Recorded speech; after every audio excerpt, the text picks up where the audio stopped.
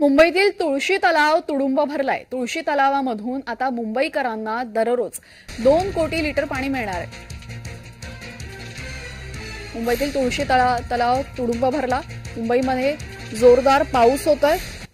दरम्यान आता तुळशी तलाव जिथून मुंबईकरांना पाणी पुरवठा होतो तो तुडुंब भरला असून मुंबईकरांचा पाण्याचा प्रश्न मिटलाय।